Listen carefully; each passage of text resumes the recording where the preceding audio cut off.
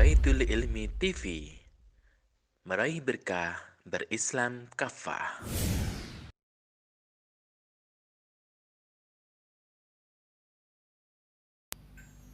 Assalamualaikum warahmatullahi wabarakatuh. Alhamdulillah, alhamdulillahilladzi arsala rasulahu bil huda wa dinil haq liyudhhirahu ala dini kullih wa kafa billahi syahida. Asyhadu an la ilaha illallah wa asyhadu anna Muhammadan abduhu wa rasuluh la nabiyya ba'da. Allahumma sholli ala sayyidina Muhammad wa ala alihi wa sahbihi wa barik wa salim ajma'in. Alhamdulillah, sahabat Baitul Ilmi TV dimanapun Anda berada, pada kesempatan kali ini kita berjumpa lagi dalam kajian Bil Hikmah yang insya Allah akan memberikan manfaat kepada kita semua, wabil khusus kepada pemateri sendiri. Baik, izinkan saya pada kesempatan kali ini untuk menyampaikan sebuah judul yang cukup menarik, ya. Jadi, adakah pacaran di dalam Islam? Ini pasti yang sedang berpacaran, ya, akan menonton, ya, video ini, ya. Akan bertanya-tanya, boleh nggak ya kira-kira yang saya lakukan sekarang ini, ya.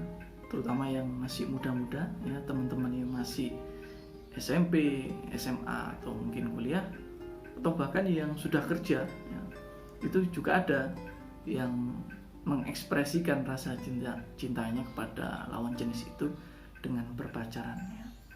Baik, kita akan bahas judul itu, ya. Jadi sahabat Baitul Ilmi TV yang dirahmati Allah Subhanahu wa taala, sesungguhnya rasa cinta, ya, kepada lawan jenis itu adalah fitrah, ya. Adalah sebuah anugerah yang Allah berikan kepada kita sebagai manusia, ya. Jadi itu adalah hal-hal yang normal, ya, yang biasa, ya. Rasa cinta kita kepada lawan jenis. Justru kalau tidak ada rasa cinta, rasa senang, rasa suka kita kepada lawan jenis, nah ini patut diwaspadai, ya. Apalagi kalau rasa cinta dan senangnya ini kepada sesama jenis, wah, naudzubillah min dzalik, ya. Nah, jadi memang rasa cinta, rasa senang ini adalah fitrah, ya. Namun di dalam Islam, ya, sebagai Islam sebagai agama yang sempurna, Islam sebagai agama yang paripurna, tentu punya aturan, ya, bagaimana cara mengekspresikan rasa cinta kita kepada lawan jenis itu, ya. Pasti kita semua sudah tahu, ya, yang Islam berikan kepada umat manusia, wabil khusus kepada umat Islam, itu adalah dengan jalan pernikahan, ya. Jadi kalau kita sudah menyukai lawan jenis, kita sudah istilahnya sudah yakin, ya, bahwasanya dia adalah pasangan terbaik kita, ya, maka jalan untuk menuju ke sana, untuk mengekspresikan rasa itu adalah dengan pernikahan. Ya, sayang, ya, ketika masih muda belum siap, ya, belum siap nikah, belum siap modal, tapi rasa itu sudah muncul. Nah, ini bagaimana ini? Jadi kalau kita lihat di masyarakat secara umum, ya, ketika ada seorang laki-laki misalnya suka kepada seorang perempuan, maka biasanya seorang laki-laki ini akan memberikan perhatian yang lebih, ya. Awalnya seperti itu.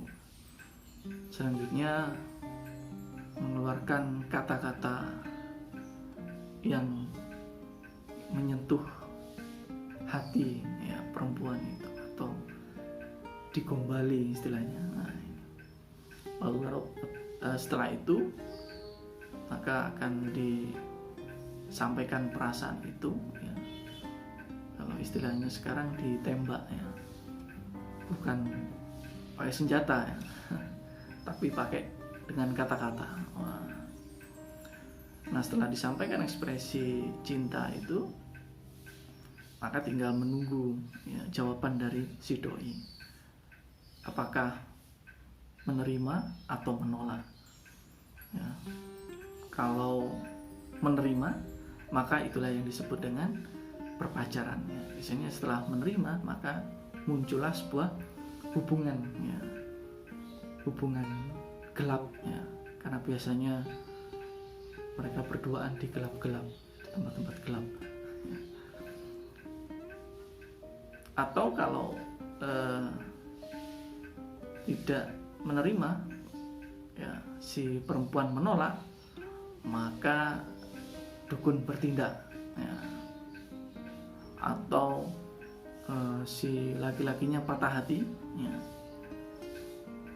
memukul-mukul meja, menangis 7 hari 7 malam ya.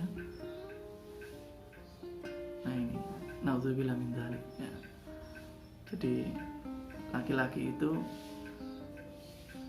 ya kelemahannya itu pada wanita ya. Jadi ketika dia ditolak, wah biasanya harga dirinya hancur. Naudzubillah min dzalik. Jadi itulah fakta yang sering kita temui di masyarakat umum, terutama di kalangan muda-mudi ya. Jadi setelah tadi misalnya diterima, maka lanjut kepada proses berpacaran ya. Proses saling mengenal ya. Lalu mereka bisa berdua-duaan di tempat sepi ya. Setelah berdua-duaan di tempat sepi, biasanya berlanjut ke pegang-pegangan tangan. Setelah pegang-pegangan tangan, biasanya lanjut lagi ke berciuman dan bahkan sampai berzina. Na'udzubillah min dzalik. Jadi bagaimana seorang laki-laki dan perempuan itu ya, bisa sampai berzina ya, itu sejatinya adalah dari dorongan setan ya. Jadi seperti sebuah hadis, la yakhluwannu rajulun bi imra'atin la tahillu lahu fa inna tsalisahuma asyaiton ya. Janganlah seorang laki-laki menyepi atau berdua-duaan bersama dengan seorang wanita yang tidak halal baginya kecuali mahramnya, karena yang ketiganya adalah setan ya. Hadis riwayat Ahmad. Jadi kalau ada seorang laki-laki dan perempuan berdua-duaan itu tanpa ada mahramnya ya, dan mereka tidak halal ya, kecuali kalau suami istri ya, itu malah berpahala ya. Kalau tidak halal bagi mereka berdua, maka yang ketiganya adalah setan. Nah, setan inilah yang bertugas untuk membisik-bisiki pada baik itu laki-laki maupun si perempuan juga ya, untuk berpegangan tangan ya, setelah itu sampai berciuman, dan naudzubillah min dzalik sampai berzina. Bahkan setelah berzina pun setan ini tidak berhenti ya. Ketika berzina lalu si perempuan ini hamil, maka setan membisik-bisiki lagi untuk mengaborsi ya. Naudzubillah min dzalik ya. Jadi seperti itu ya. Padahal di dalam Islam sendiri Allah sudah memberikan media yang memberikan tempat untuk mengekspresikan rasa itu dengan pernikahan. Namun malah banyak ya di kalangan muda-mudi itu mengekspresikannya dengan berpacaran. Naudzubillah min dzalik. Padahal pacaran sendiri itu juga adalah jalan menuju perzinahan ya. Seperti yang Allah firmankan di dalam surat Al-Isra ayat 32, A'udzu billahi minasyaitonir rajim. Bismillahirrahmanirrahim.